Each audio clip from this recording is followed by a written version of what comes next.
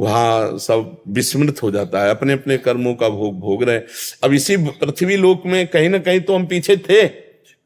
अब कुछ पता नहीं कि हमारा कौन सा परिवार, कौन सा, कुछ पता नहीं। यही नया जन्म नया, तो ऐसे ही जहां छूटता है तो वहां यातना दे या देव दे, और भोग करके पुनः मनुष्य देह में या फिर पशु पक्षी जिस देह में आए, वो ये स्मृति नहीं रहती, ऐसी स्मृति नहीं रहती कि हमारा कौन है, हमारा कौन है। जैसे महाराज जी अगर सपने में कोई दर्शन देते हैं, जा चुके हैं जो, और वो कुछ करने को कहते हैं तो उसको, ये हमारी सब कल्पना होती है। सपने में मन के सिवा कोई नहीं होता। ये मन ही भगवान है, मन ही देवता है, मन ही सब कुछ बन जाता है। एक स्वप्न में मन के सिवा कुछ नहीं होता। हमारी बात सत्य मानना। सारा खेल मन का होता है, वही देवता बन जाता है, वही गुरु बन जाता है, वही संत बन जाता है, वही भगवान बन जाता है। कुछ नहीं। जैसे एक सृष्टि में वासुदेव के सिवा कुछ नहीं है। अब तुम्हें ज्ञान नहीं है इसलिए तुम्हें लगेगा कि कैसे कुछ नहीं है, पापी है, पुण्यात्मा है, स्त्री है, पुरुष है, जड़ है, चैतन्य। ऐसे स्वप्न में एक मन के सिवा कुछ नहीं होता। एक बार राजा जनक ने देखा कि वो बहुत गरीब आदमी हो गए, उनका राज्य छिन गया। अब इतनी भूख लगी कि उन्होंने मांगा तो कुछ चावल और दाल मिली, तो लकड़ी भी नहीं, और मिट्टी के पात्र में वो खिचड़ी बना रहे थे। खिचड़ी बन ही गई थी कि इतने में दो सांड लड़ते हुए आए और पूरा सब चिथड़ बिथड़ खिचड़ी। अब वो इतने भूख से व्याकुल हुए, अब क्या करेंगे। उसी व्याकुलता में आंख खुली तो देखा महाराज राजा जनक का शयन गृह। तो उन्होंने कहा ये सत्य कि वो सत्य। अब सभा में गए बड़े बड़े ज्ञानी महात्मा, तो प्रश्न करते ये सत्य कि वो सत्य, तो कुछ बतावे तो उत्तर मिले। वो कुछ नहीं बोलते, बस बोले ये सत्य कि वो सत्य। जब कोई उत्तर नहीं दे पाता तो नजर कैद कर लेते कि खाना पीना सब व्यवस्था मिलेगी, जब तक उत्तर नहीं देगा कोई भी विद्वान अपने घर नहीं जाएगा। तो अष्टावक्र जी बालकों के साथ खेल रहे थे एक बार, तो बड़े प्रवीण थे। तो कुछ बालकों ने कहा इतने प्रवीण हो तो तुम्हारे पिता बंदी हैं, राजा जनक के यहां छुटा ला जाके। तो अष्टावक्र जी माता जी के पास गए और बोले आपने तो कहा था कि पिताजी, तो बोलो मेरे पिताजी कहाँ हैं। तो उनका बेटा मैंने इसलिए छुपाया कि अगर तुम्हें बता देंगी तो तुम भी नजर कैद हो जाओगे, तो पति से विमुख हुई, पुत्र से भी। उन्होंने कहा कहाँ हैं। तो उनका राजा जनक के यहाँ वो ऐसा कोई प्रश्न करते हैं कि विद्वान दे नहीं पाते। महाराज अभी 9 किशोर अवस्था अष्टावक्र की थी, पर 8 जगह से टेढ़े थे। अब 1-2 जगह से टेढ़ा आदमी हो तो चलने में उसके कितने झटके लगते, फिर 8 जगह से टेढ़ा हो। तो जो इस सभा में घुसे सो सब लोग हंस दिए। तो उन्होंने कहा कि ये ज्ञानियों की सभा है, ऐसे ब्रह्म ऋषि की संतान तेजपुर, ये ज्ञानियों की सभा है। हमें तो लगता है कि सब देहाभिमानियों की सभा है। और उन्होंने तो जो शब्द कहे वो थोड़ा, तो राजा जनक ने कहा ब्रह्म ऋषि बालक होकर ऐसी असभ्य वार्ता क्यों करते हो। तो बोले हमें उत्तर दीजिए कि तुम देखकर क्या हंसे। तो बोले आपके शरीर का 8 जगह टेढ़ा होना। तो हड्डी, मांस, त्वचा, यही तो देखा, क्या स्वरूप देखा। चुप।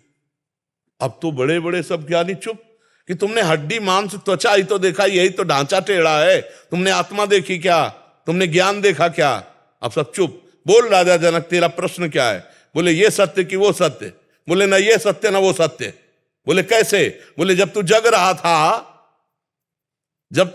था तो स्वप्न पूरा झूठा नजर आया जो देखा तूने, और जब स्वप्न में था तो जागृत पूरा झूठा हो गया, क्योंकि तू सैया पर, राज सैया पर पड़ा था, ये झूठा हो गया। और जब तू जगा तब तेरा वो स्वप्न सारा झूठा हुआ। तो ना वो सत्य ना ये सत्य। गुरु बने अष्टावक्र जी जनक जी के गुरु है, और जनक जी सुखदेव जी के गुरु है। तो ना ये सत्य ना वो सत्य, ये भी वासुदेव में और वो केवल मनो में।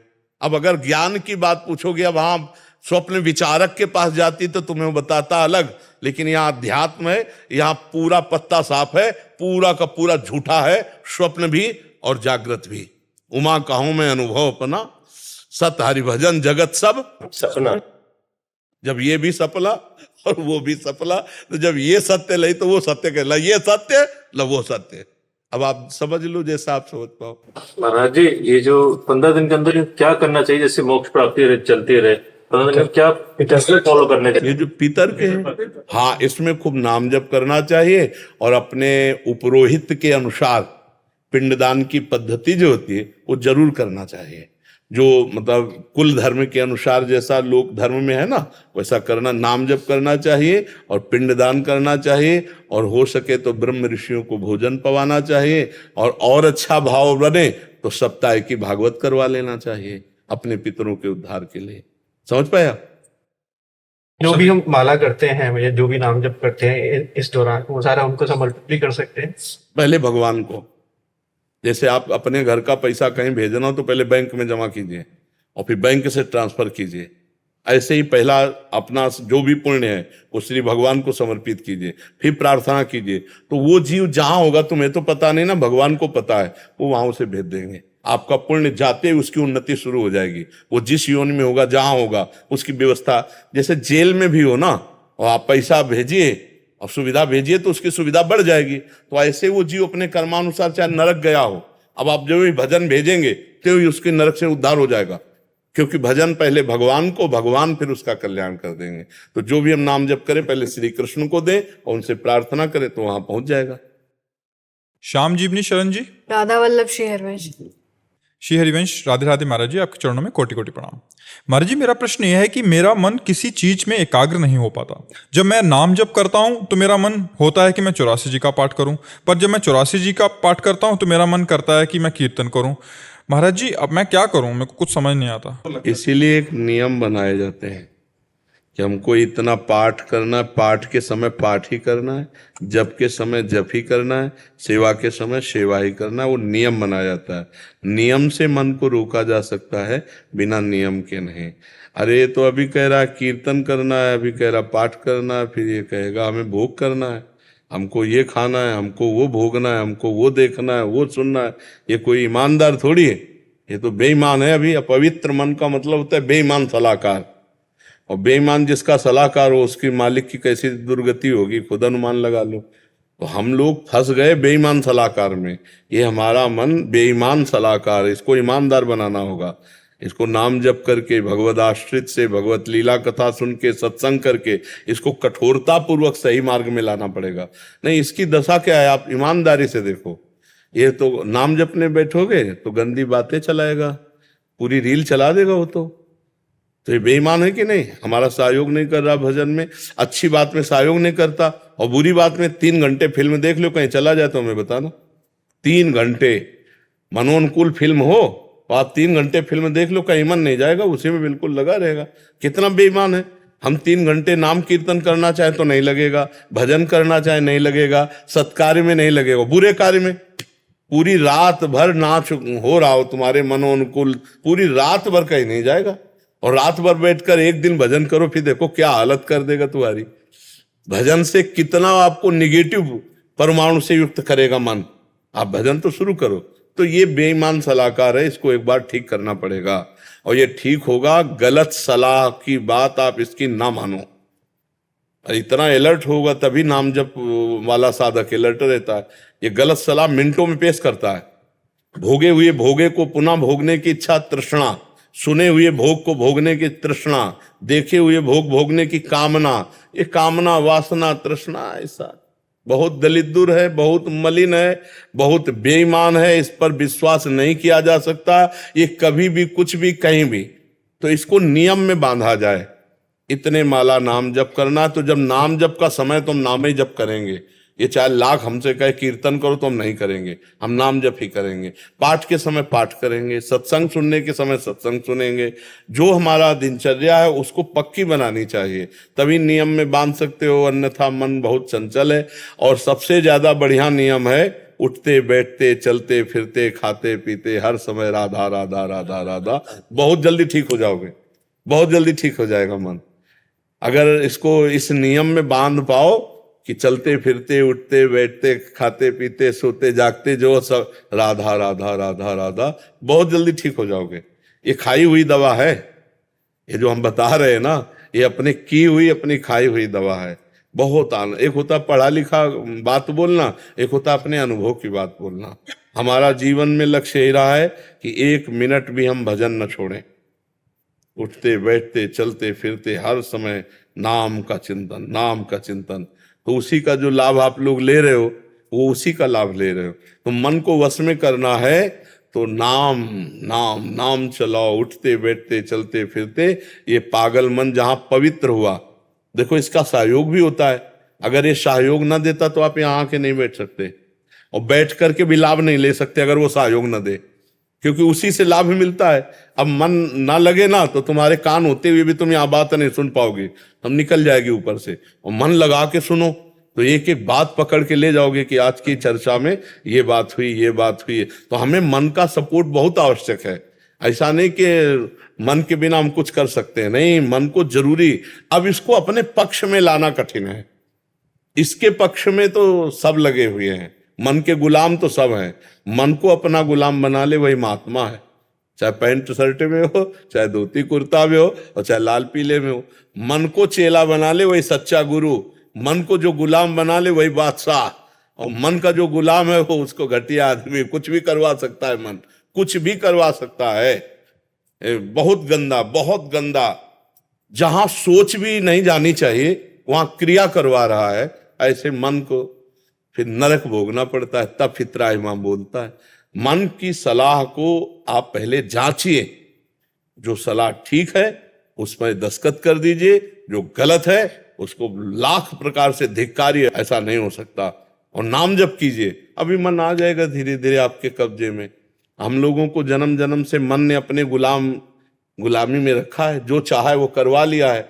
अब आज हम थोड़ा सत्संग में सावधान हो रहे हैं तो अब वो हमको, जैसे नहीं दुश्मन के अधीन रहे हो, फिर दुश्मन को पता चले कि हमको अधीन करना चाहता तो पूरी ताकत लगा देगा। तो जो ही भजन में बैठो सो गंदी बात ये वो सब फेंकेगा, दुनिया की बातें उसी समय फेंकेगा। तो उस बेईमान की बात को जांच करो, जो सही हो तो टिक लगा दो, हाँ मान गए। गलत है नहीं, बिल्कुल नहीं मानेंगे। राधा राधा राधा राधा, वो फिर पेश करेगा, नहीं मानेंगे। 1000 बार पेश करे, नहीं मानना, जीत जाओगे आप। और वो जलाएगा, और उस जलन को सह गए तो आप महान हो जाओगे। यम ही न व्यथ्यन्ते ते पुरुषम पुरुषर्षव सम दुखा सुखाधीरम स्वअमृतत्वाय कल्पते। जो मन के द्वारा दी हुई व्यथा को, जलन को सह जाता है, हारता नहीं, वो अमृत पद का अधिकारी होता है। वैसे इतना बलवान है कि ऐसा मत देता है कि पागल बना के करवा ही लेता है जो चाहता है। पर जो नाम जापक है वही बच सकता है, दूसरा नहीं। जो भजन करने वाला है वो इस व्यथा को सह जाता है और मन की गंदी आज्ञा पर वो ना लगा देता है, नहीं, स्वीकृति नहीं देता है। तो आप मन को थोड़ा सा शासन में लीजिए, और वो जो तरंगायमान हो रहा है उसको थोड़ा सा दबाना पड़ेगा। मन की तरंग मार ले, बस हो गया भजन। ये जो तरंगे फेंक रहा है ना, इसे शांत करना ही भजन है।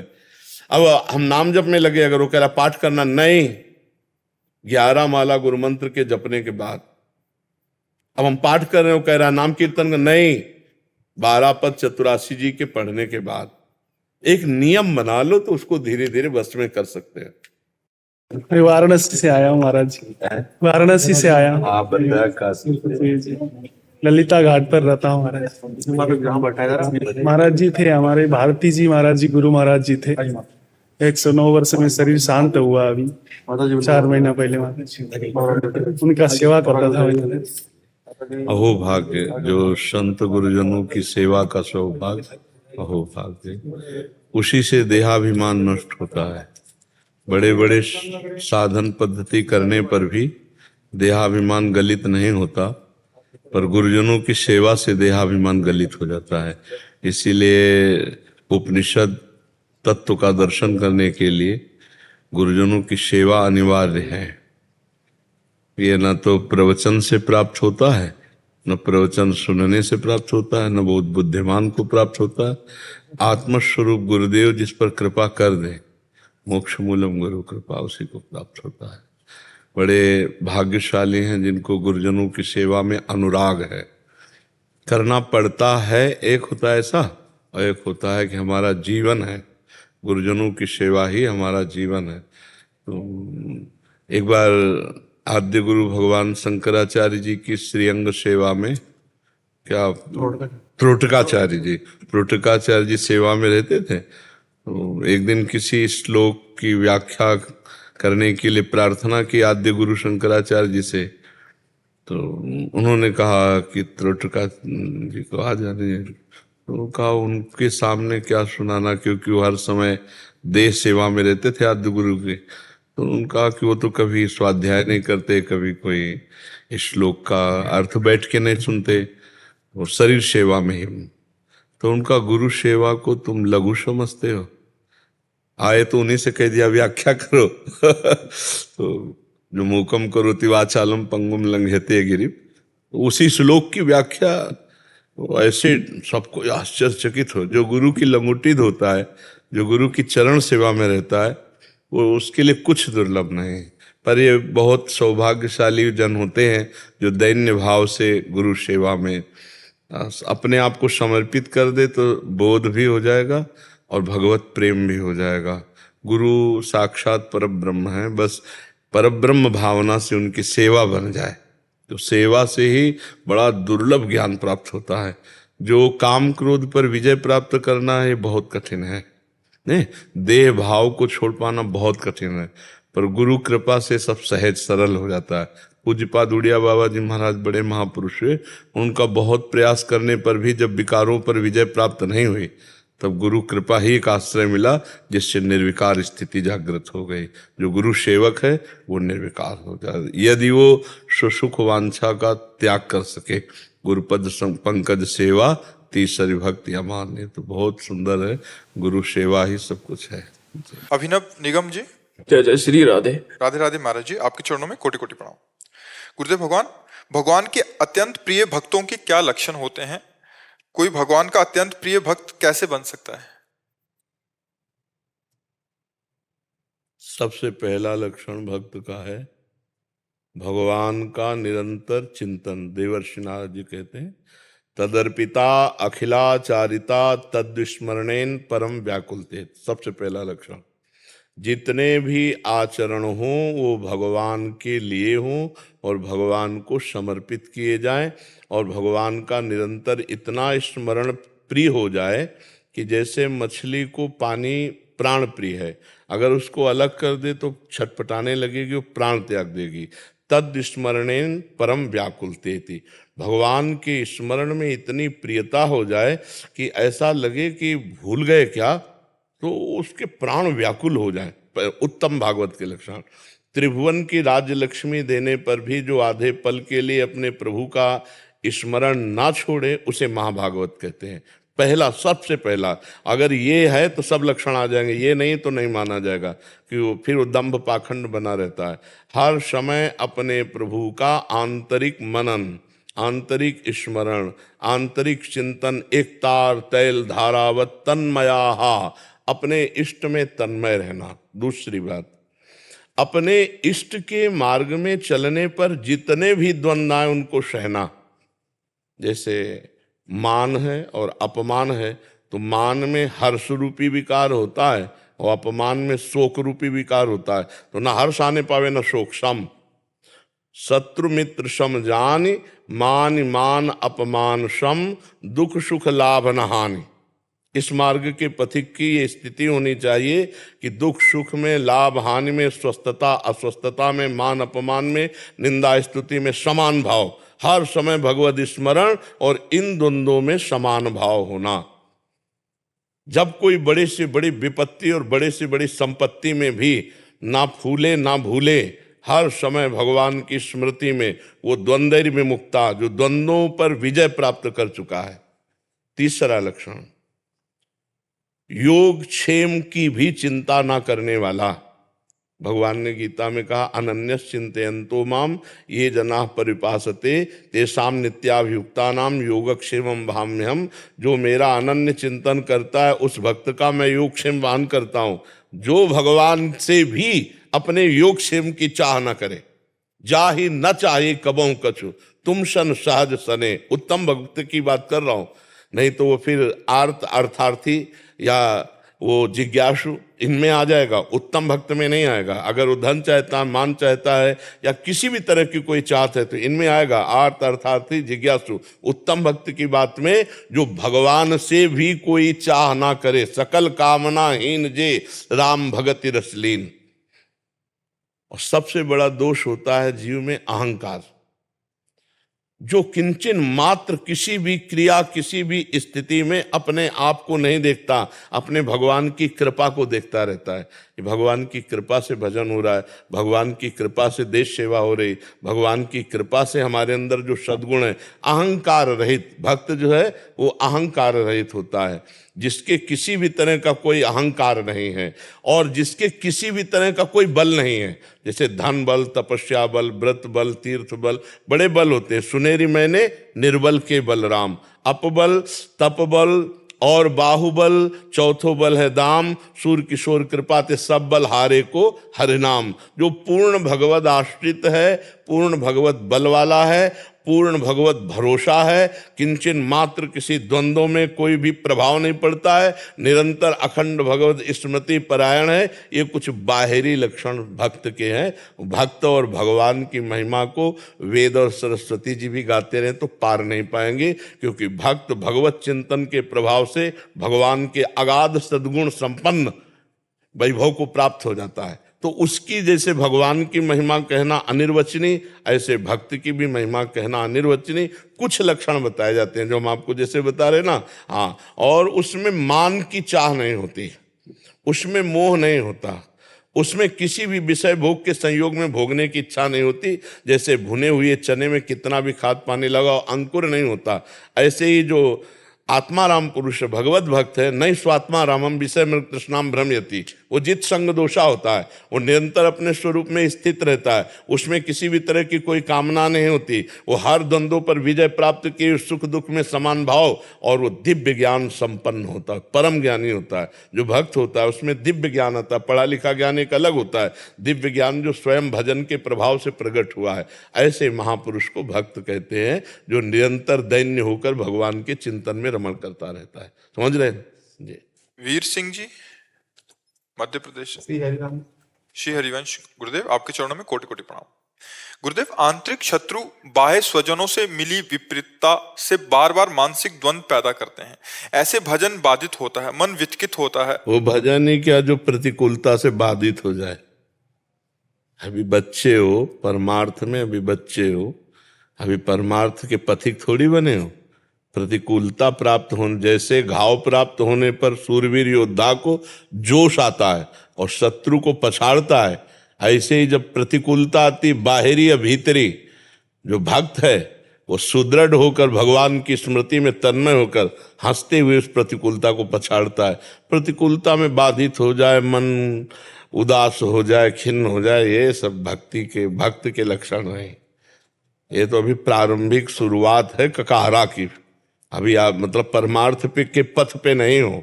परमार्थ के पथ वाले जब कदम आगे बढ़ाते हैं ना, हाँ, तो यम ही न व्यथ्यन्ते ते पुरुषम पुरुष सब सम दुखा सुखा धीरम स्वमृतत्वाय कल्पते भाज। अभी तो तुम बाहरी दुख की बात कहते हो, अभी तो तुम्हारे शरीर में दुख नहीं आया, अभी तो आंतरिक बाधाएं नहीं आई। आंतरिक बाधाओं को काम क्रोध लोभ मोह मद मत्सर इनको परास्त करता हुआ, शरीर के हर दुखों को सहता हुआ भगवान के आंख में आंख मिलाकर बढ़ता है, परमार्थ का प्रतीक होता है। घर परिवार स्वजन संबंधी या लोक परलोक ये सब कूड़ा करकट की तरह बाहर हो जाता है, इसका कोई महत्व नहीं। पागल आदमी गाली दे या वंदना करे, उसका कोई महत्व होता है क्या? ये सब बातुल भूत विवश मतवारे, ते नहीं बोले ही वचन विचारे, तिनकर कहा सुनी नहीं काना। परमार्थ का पथी की बातें सुनता है क्या? है मुस्कुरा दिया, हट दिया, चल रहे। ये सब प्रपंची लोगों की प्रपंच बातें भक्त थोड़ी सुनते हैं। भक्त के कान होते हुए भी वो बहरा होता है, उसको सिर्फ भगवान की चर्चा, भगवत मार्ग की बातें, नाम सुनाई देता है, इसके अलावा वो शांत रहता है। सब कौन सी बाधा ऐसी जो हमारे चित्त को क्षोभ पहुंचा सके? चित्तचोर में हमारा लगा हुआ है और वो आनंद समुद्र है, तो कौन सी बाधा पहुंचाएगी? शरीर को हमने पहले ही त्याग दिया मृत मान करके, इसको अपना थोड़ी माना। तो शरीर की बाधाएं ही होती हैं, आत्मा में कोई बाधा पैदा नहीं कर सकता। समझ पा रहे हो आप? शरीर में ही हो इसलिए तुमको सब बाधाएं लग रही, और शरीर बाधाओं का घर है, इसलिए हमने पहले उसे त्याग दिया। ये शरीर केवल भगवत प्राप्ति के लिए ही है, बस इतना मानकर इससे अपनापन किया तो कोई परेशानी नहीं। अपमान हो रहा है तो इसका प्रारब्ध है, हम तो दृष्टा मात्र देख रहे हैं कि क्या हो रहा है। सम्मान हो रहा है, इसका प्रारब्ध है। रोग बढ़ रहा है, इसका प्रारब्ध है। सुख हो रहा है, इसका प्रारब्ध है। हम तो सुख दुख रोग शोक हर्ष द्वंद्वों से अतीत, हमारा क्या बिगड़ जाएगा? अब जब तक ये ज्ञान नहीं होगा तब तक तो पीसना ही पड़ेगा ना। द्वंद्व पीसते रहते हैं, ये द्वंद्वों की चक्की सबको पीसती रहती है। बलवान मनो, नाम जप करो, कहीं कोई संकट नहीं। क्या परेशानी? आप बोलो इस समय क्या परेशानी? आप बोलो इस समय आपको क्या परेशानी है? क्यों? क्योंकि आपने इस समय किसी भी परेशानी को स्वीकार नहीं किया है। आप इस समय सत्संग स्वीकार किए हैं, इसलिए आपको आनंद है। और यही स्वीकृति बराबर रखो तो क्या परेशानी है? चलो ऐसे ना समझो तो ऐसे समझो कि हमारी धुलाई हो रही है। कपड़ा जब धोबी धोता है तो थोड़ा पीट पाट लगानी पड़ती है ना। तो हमको भगवान के पास जाना, भगवान है परम पवित्र, हमारे द्वारा बड़े अपवित्र कार्य हुए जन्म जन्मांतरों में। बिना सहे कोई महात्मा नहीं होता। महात्मा का पहला लक्षण है तितिक्षवः, सहनशील। मात्रा स्पर्शास्तु कौन्ते शीतोष्ण सुख दुखदा आगमा पायनो अनित्यास्तास तितिक्षस्व भारत। इनको सहना है। जब हम मृत्यु को वर्ण किए हुए बैठे तो हमारा अपमान या गाली या रोग ये सब क्या है? कुछ नहीं। जब हमने मृत्यु जैसे महान दुख को वर्ण कर लिया प्रभु के लिए, अब हमें क्या दुख है? कोई परेशानी नहीं। कीड़ा लग जाए, गलने लगे शरीर, लोग गालियां दें, निष्कासित कर दिया जाए, तिरस्कार हो जाए, इनका कोई मतलब नहीं है। अब मतलब रख रहो तो रो बैठो, दुखी हो, उद्विग्न हो। अरे तुम्हें कोई छू रहा है क्या? तुम्हें कौन छू रहा है? तुम्हारे शरीर की पिटाई हो तो भी तुम्हें कोई नहीं छू सकता। आपका स्वरूप क्या है और शरीर क्या है? तो शरीर के लिए बैठे रहोगे। बुढ़ापा आ गया, जीवन भर इसको प्यार करते हुए, अब तो छोड़ो इनको। ये दुनिया का प्रपंच लादे हुए है ये शरीर। शरीर से केवल भगवत कार्य, भगवत भाव, भगवत मार्ग, बस इसका कोई महत्व नहीं है। सबकी ममता ताग बटोरी मम पर। सुंदर सिंह जी हरियाणा से। श्री हरिवंश गुरुदेव, आपके चरणों में दंडवत प्रणाम। गुरुजी, महान ऋषियों मुनियों संतों के विचारों से ऐसा प्रतीत होता है कि प्राणी के कर्मों का फल इसी जन्म में या मृत्यु के पश्चात नरक या स्वर्ग में जाकर भोगना पड़ता है। महाराज जी, वो कौन सा कर्म है जिससे एक नवजात शिशु को माँ यानी जननी के पेट से ही बीमारियों का सामना करना पड़ता है? जैसे पूर्व में हमारे ऐसे बहुत से पाप हुए हैं और हमको उनका दंड मिलना है उसी अवस्था में। जैसे इसी जन्म में आपने स्वस्थ गर्भ की हत्या करा दी। भ्रूण हत्या कोई ऐसी बिरली माँ हो जो ना करवाए? बिरली ही कोई माँ होगी जो ना करवाए, नहीं तो गर्भ हत्या, भ्रूण हत्या प्रायः बहुत सफलतापूर्वक कराया जा रहा है। नहीं कराया जा रहा है। तो अब जब तुम हत्या जिस जीव की करवा रहे हो तो तुम भी गर्भ में सड़ने वाले रोगों से युक्त होगे और तुम्हारा विनाश होगा। जैसे कर्म करोगे वैसा भोग मिलेगा ना। तो माता पिता जो ये गर्भ हत्या करा रहे हैं, भ्रूण हत्या करा रहे हैं, निर्दोष बालक की हत्या हो रही है, वो बालक जन्मता तो अपने कार्य को प्राप्त होता ना, समाज के कार्य को प्राप्त होता ना। उसमें तुम दोनों का संकल्प मिला और उससे तो फिर तुमको भी उसी गर्भ में जाना पड़ेगा। और उस गर्भ में अगर वो हत्या करने वाले नहीं हुए तो कर्म तुम्हारा ऐसा निकृष्ट होगा कि तुम हत्या के बराबर ही रोज कष्ट भोगोगे जन्म लेकर के भी, और या गर्भ में ही जितने दिन रहे तो उतने दिन में ऐसे डॉक्टरों से चेक करवाया, बोले अमुक जगह अमुक अंग अमुक, या गर्भ से ही अपंग, नेत्रहीन, कई तरह के कष्ट युक्त प्रकट। ये गर्भस्थ शिशु को आपने दंड दिया तो उसी लिए गर्भस्थ होकर के आपको दंड भोगना। बोले अभी तो बच्चा पैदा हुआ, 500 शुगर है, ये है, वो कष्ट है, वो कष्ट है। ऐसे कितने बच्चे होते पैदा होते ही कैंसर हो गया है उनको, कितने कष्ट होते, वो सब दंड होता है। अब अपने लोग कर्मों को तो जानते नहीं ना। अब जीव तो अविनाशी है और विनाशी शरीर के द्वारा पाप कर्म किए तो जो जो शरीर मिलेगा उसमें उसको उसी अवस्था के अनुसार उसको दंड मिलेगा, उसी अवस्था के अनुसार दंड मिलेगा। तो कर्म तो भोगना पड़ेगा, जिस समय जैसा तुमने किया उसी का अधिक मात्रा में फल भोगना पड़ेगा। अब जैसे मांडव्य ऋषि का आता है, आपने सुना होगा चरित्र, मांडव्य ऋषि एक हुए हैं। तो बचपन में एक तितली होती ना, उसकी गुदा में बम्बूल का कांटा डाल के खेल खेल में छोड़ दिया, ऐसे वो तड़प कर मरी थी। तो एक दिन ये खड़े थे अपने आश्रम में और हाथ उठाकर तपस्या कर रहे थे मांडव्य ऋषि। तो कुछ राज खजाने से चोर चोरी करके भागे और इनके आश्रम में छुप गए।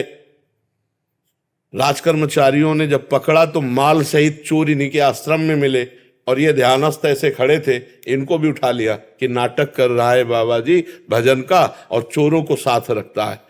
अब वहां जाकर के राजा के सामने पेश किया, राजा ने सूली की सजा दे दी। चोरों को सूली की सजा मिली, महात्मा को भी सूली की सजा मिली। चोर तो मर गए समय पर, लेकिन महात्मा पद्मासन में बैठ गए। महाभारत में श्री कृष्ण द्वैपायन व्यासदेव जी के द्वारा लिखित कथा हम आपको बता रहे। तो जब दूसरे अपराधियों को सूली की सजा देने के लिए ले गए तो वहां देखा कि वो महात्मा पद्मासन में, तो राजा से प्रार्थना की कि कोई महात्मा आ गया। तो गौ ब्राह्मण आदि को आगे करके गए, विनय किया। तो मांडव्य जी ने कहा मुझे आपसे कोई मतलब नहीं, मुझे केवल सूली से निकालो, मैं सीधे धर्मराज से बात करता हूं। तो सूली निकली नहीं, लाख प्रयास किया गया, सूली काट दी गई। आणि मांडव्य ऋषि, इसीलिए उनका नाम हुआ। तो सूली क्यों नहीं निकली? क्योंकि बंबूल का कांटा निकाला नहीं था, वैसे छोड़ दिया था। अब ये सीधे धर्मराज जी के पास गए, अंतर ध्यान होकर धर्मराज जी से कहा कि मैंने जीवन में कोई पाप नहीं किया, मैं तपस्वी हूं, मेरे को ऐसा दंड क्यों मिला? तो उनका महाराज आप नाराज मत हुए, 8 वर्ष की, इसी जन्म का ये अपराध देखिए, 8 वर्ष की अवस्था में आपने तितली की गोदाम में बंबूल का कांटा डाल के छोड़ दिया था। धर्मराज जी ने उनको, तो उनका पहली बात तो 8 वर्ष के बालक को बोध नहीं होता। मैं आज से नियम स्थापित करता हूं कि 14 वर्ष की अवस्था तक के बालक का कोई भी भागवतिक अपराध नहीं माना जाएगा। अगर 14 वर्ष की अवस्था के पहले कोई पाप किए हैं तो उसको अदंडनीय माना जाएगा, दंडनीय अपराध नहीं माना जाएगा। आज भी वो शास्त्रीय पद्धति लागू है और तुमने सही निर्णय नहीं किया, इसलिए मैं तुम्हें साफ देता हूं कि 100 वर्ष तक मृत्यु लोक में जाओ। तो वही विदुर जी के रूप में धर्मराज जी आए। तो आज भी मांडव्य ऋषि की गुदा में घुसी हुई है सूली, आणि मांडव्य ऋषि उन्हें कहते हैं। तो भाई भीष्म पितामह जी 6 महीना बाणों की सैया पेरे, बाल ब्रह्मचारी, मान तपस्वी, भजला लल्दी।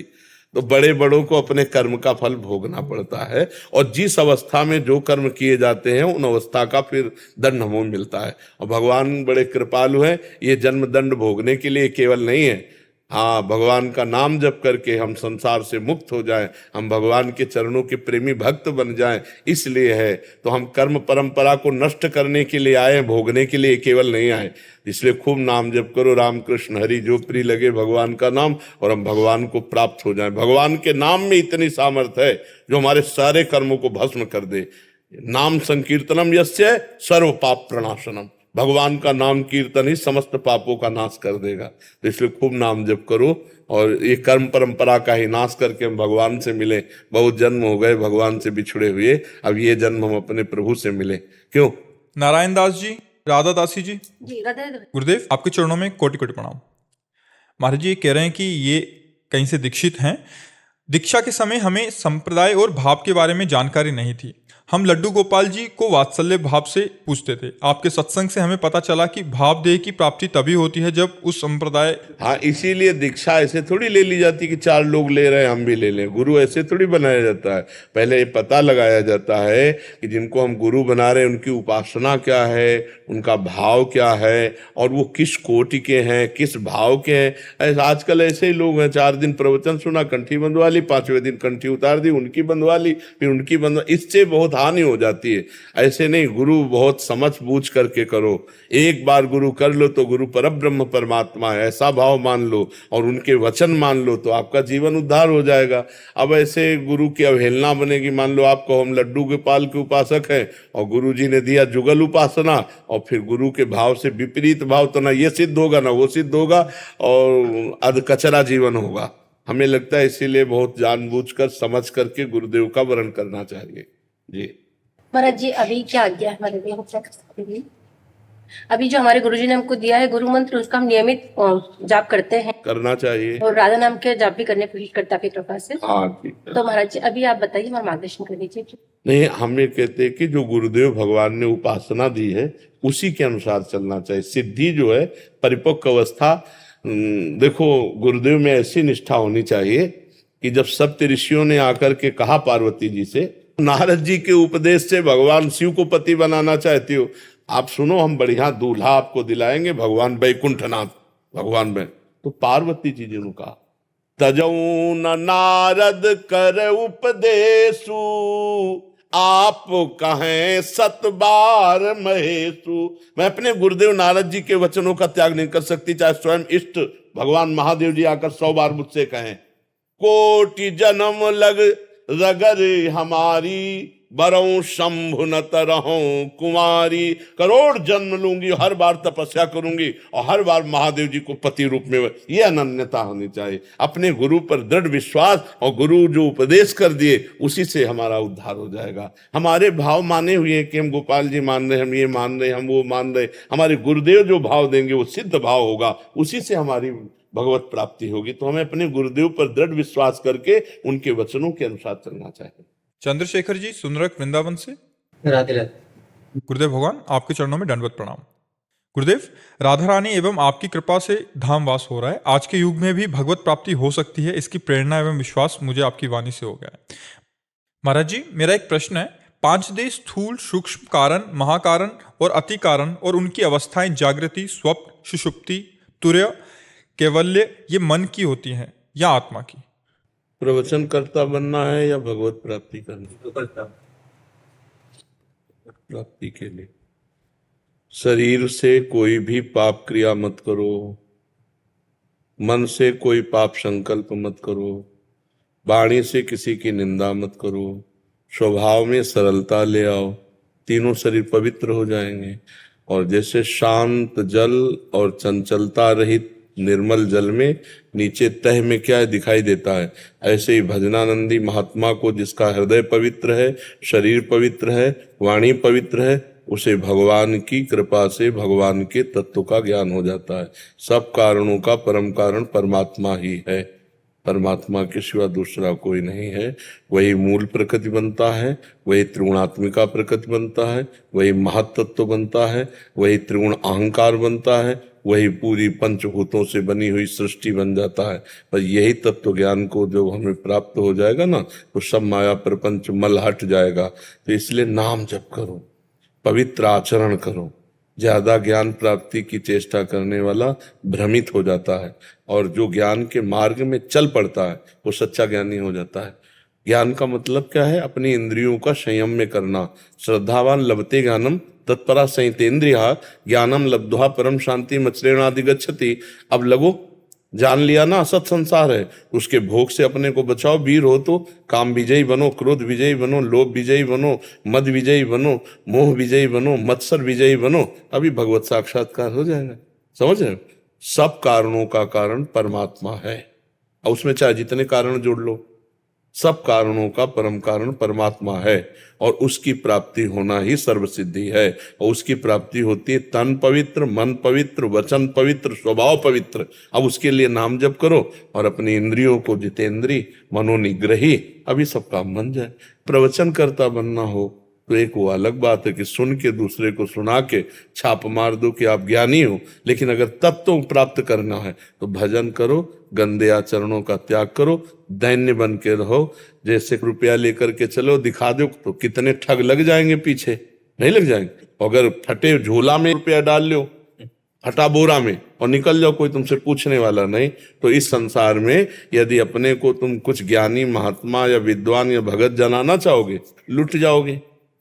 और अगर दैली बन गए, इसीलिए त्रणादपि सुनी चेन तरोरी से सुनना अमानिना मान देन कीर्तनिया सदा हरि। अपने को तृण से भी नीच, तो फिर मार्ग है ये, चलो, मार्ग में चला जाता है। मार्ग को अगर हम केवल दिमाग में ही समझ लें और चले ना, तो कोई लाभ नहीं मिलेगा। जैसे हमने हलवा बनाने की पूरी प्रक्रिया सीख ली पर कभी बना के नहीं खाया, तो फायदा क्या हुआ प्रक्रिया सीखने से? तो जो वाचिक ज्ञान है, प्रवचन है, शास्त्रीय ज्ञान है, ये केवल प्रक्रिया है। अब उसमें घुसो, उस प्रक्रिया को करो और वैसे ही बनाकर उसको पाओ, तब समझ में आएगा। तो आत्मानंद का अनुभव होता है जैसे दूध में घी है पर प्रक्रिया के द्वारा निकलेगा, ऐसे सब में परमात्मा है। स्थूल में भी, सूक्ष्म में भी, कारण में भी। और स्थूल सूक्ष्म कारण तीनों से परे भी है वो। जैसे दूध से परे घी है और दूध में ही घी है, सबसे परे, सब में भरे। बस इसी रहस्य को जो जान गया तो वही सिद्ध हो जाता है। या रहस्य रघुनाथ कर बेग न जाने कोई, और जो जाने रघुपति कृपा तो सपने मोह न हो। डट के भजन करो, जितेंद्री बनो, मनोनिग्रही बनो। अभी परमार्थ का, और भाई प्रवचन वाली तर्क वितर्क वाला तो मार्ग अलग है, वो तो अलग। ये तो यहाँ मार्ग सच्चाई का पूछो तो ये है कि रूप छके घूमत रहें, तन को तनिक न भान, नारायण दृग जल बहे, यह है प्रेम पहचान। ना काहू सो बोलिबो, ना कोई व्यवहार, अपनी कुंवर किशोरी को जियत निहार निहार। प्रवचन करना अलग है और प्रवचन को जीवन में उतारना अलग है। उतारने वाला अनुभवी होता है और केवल ये तो फिर ढोंग पाखंड का नाटक बहुत चलता है। इसलिए बच्चा सच्चाई से चलना बहुत कठिन है। मन भोगों में जा रहा है, उसको हटा के परमात्मा में लगाओ, बहादुर हो तो करके दिखाओ। यही है ज्ञान। ज्ञान का मतलब क्या है? जब हमने जान लिया कि भोग असत है, संसार असत है, तो हम अपने चित्त को सत में लगावे ना। अब चित्त को लगा के सत में देखो तभी बहादुर हो, और लग गया तो परमात्मा प्राप्ति हो गई। यही तो हमारा पूरा जीवन का प्रयास है नहीं? तो ज्यादा प्रयास सफलता की तरफ ले जाता है और ज्यादा बकवास वो तर्क वितर्क संयम असंयम इन्हीं की चर्चाएं केवल है। जीवन में संयम नहीं है, जीवन में साधना नहीं है, जीवन में भगवत संबंध नहीं है, केवल चर्चा है।